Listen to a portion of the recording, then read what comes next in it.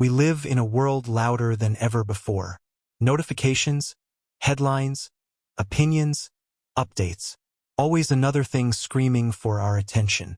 We scroll endlessly, as if more input might finally fill the hole inside. As if more speed might silence the ache. But has it? We tell ourselves we're smarter than past generations. Look at all this data, this tech, this convenience. But maybe that's just another illusion. We can Google a cure for loneliness, but we can't sit still in our own company. We can talk to anyone, anywhere, but we've forgotten how to listen to ourselves. Centuries ago, Socrates walked through ancient streets, asking simple but dangerous questions. Not to win debates, not to look clever, but to wake people up. He didn't offer answers.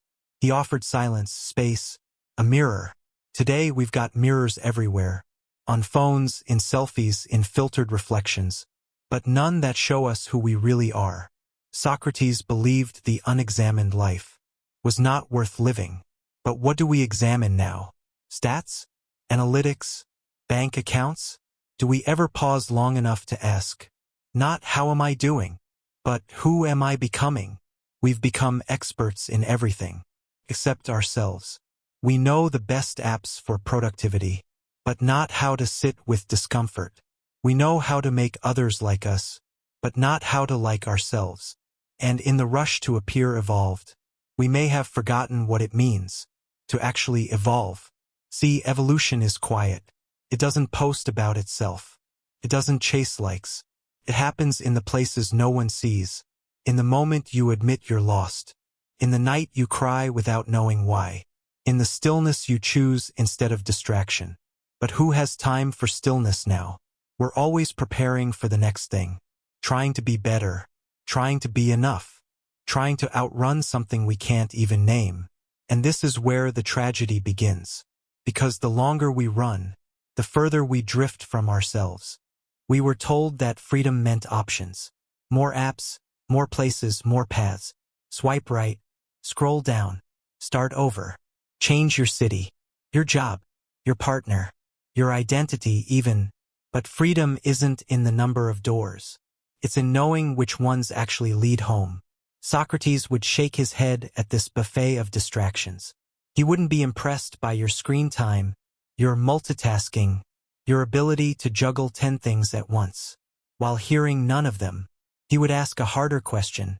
If you're so free, why do you feel so lost? We treat life like a marketplace, always browsing, never committing. We fear missing out on the next best thing, so we never stay long enough to discover if what we have could become meaningful. Real choice isn't about quantity. It's about clarity, the courage to say yes, and mean it, the even deeper courage to say no, and stand by it. We say yes to so many things, out of fear of regret, of judgment, of loneliness. And yet, each yes born of fear is a no to our own truth. The world won't slow down to help you listen. You have to choose to step out of the noise and tune in to that quieter voice within. The one that doesn't sell, doesn't shout, doesn't perform. The one that simply knows. You know the voice I'm talking about. You've heard it in moments of pain, in moments of awe, in moments when everything else fell away. But you didn't trust it because it didn't come with guarantees, because it didn't promise applause, because it asked you to leap, not knowing where you'd land. Socrates would tell you, that's the only voice worth following. When you don't know what to do, don't add more noise. Ask better questions. Not what do I want next, but what have I always needed? Not how do I win, but what is worth losing for? The mind loves options, but the soul loves direction. And sometimes, the most radical thing you can do, in a world of infinite choices, is to choose one thing and go all in. You can win the game and still lose yourself. You can rise the ladder and realize too late it's leaning on the wrong wall. Modern life rewards performance.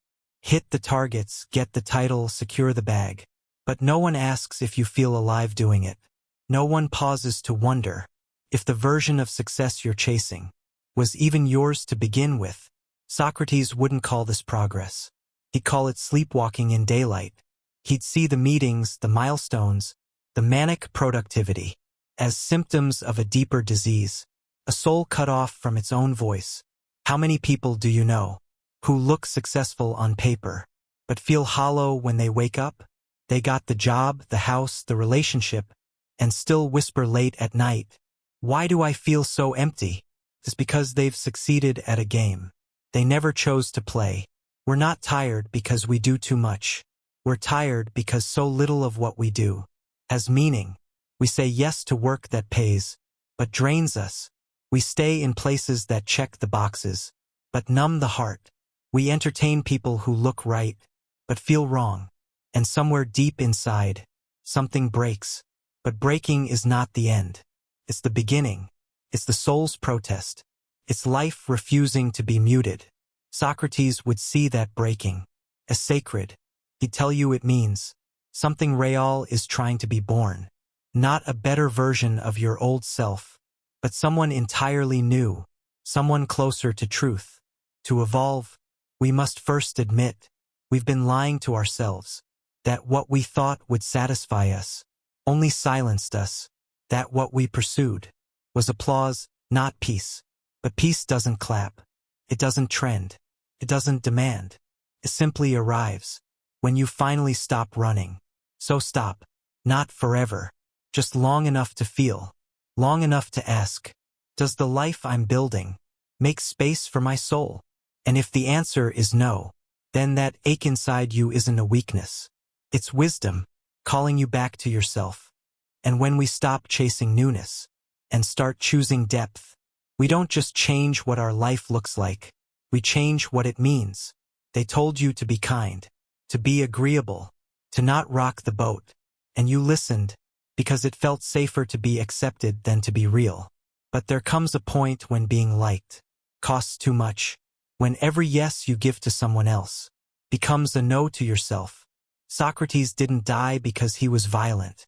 He didn't die because he was evil. He died because he told the truth. In a world that preferred comfort over clarity, he disappointed the powerful. He made people uncomfortable. He questioned what was never supposed to be questioned. And in doing so, he became free. You don't need to be a philosopher to live with that kind of honesty. You just need to be willing to let some people down, not out of cruelty, but out of self-respect.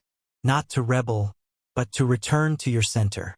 See, we think love means making ourselves small, to fit inside other people's expectations. But real love, the kind that doesn't rot, is only possible between whole people.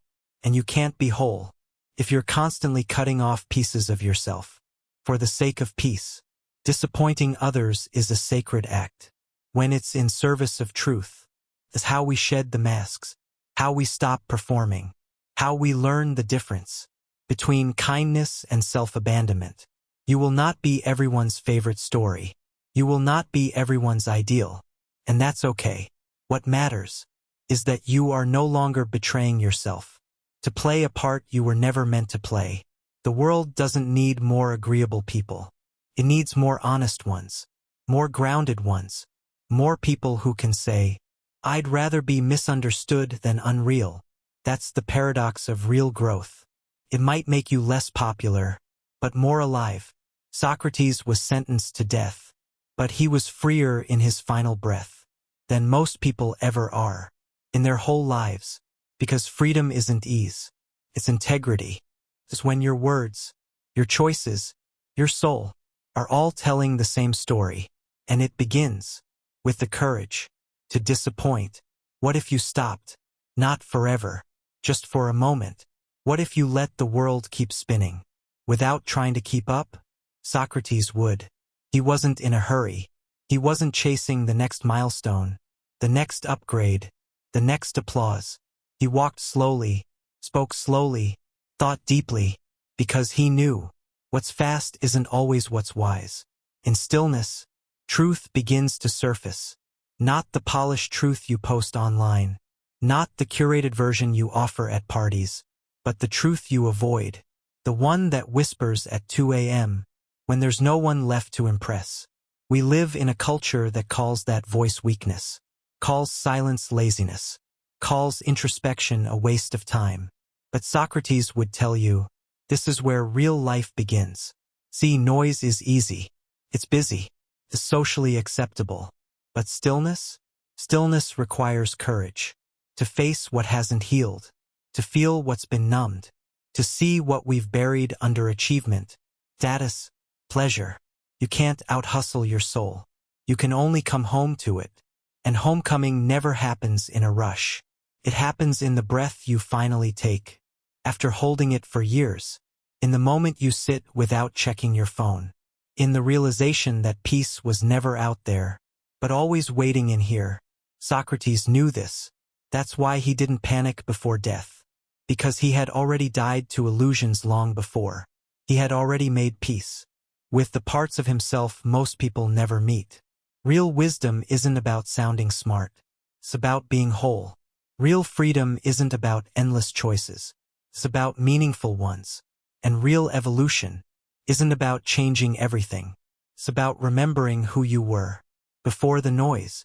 So stop, be still, and ask the only question that truly matters. What is my soul trying to say? The rest can wait.